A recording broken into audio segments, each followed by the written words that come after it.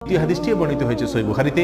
বিখ্যাত সাহাবী আব্দুল্লাহ ইবনে ওমর রাদিয়াল্লাহু তাআলা আনহু বলেছেন, রাসূল করিম সাল্লাল্লাহু আলাইহি ওয়াসাল্লাম ইরশাদ করেছেন, আল্লাহুম্মা বারিক লানা ফি শামিনা ওয়া ফি ইয়ামানিনা, অর্থাৎ আল্লাহ আমাদের সিরিয়ায়, আমাদের ইয়ামানে আপনি বরকত দান করুন। এই কথা বলার পরে উপস্থিত লোকেরা বলল, ইয়া রাসূলুল্লাহ ওয়া ফি নাজদিনা, আমাদের নজদেও আল্লাহ বরকত দান করুন, সেই দোয়া করুন আপনি।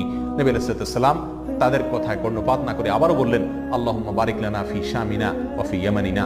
লোকেরা আবারও বললেন, ওয়া ফি নাজদিনা, আমাদের নজদেও। নবী আলাইহিস সালাম তখনও একই কথার পুনরাবৃত্তি করলেন এবং পরিশেষে বললেন, নাজদ সেই জায়গায় তো ফিতনা ফাসাদ হবে, সেখানে তো হত্যা মারামারি খুনাখুনি হবে, সেখানে তো ভূমিকম্প দেখা দিবে এবং সেখান থেকে তো শয়তানের শিং উত্থিত হবে, সেখান থেকে তো শয়তানের শিংয়ের আবির্ভাব ঘটবে, বের হবে।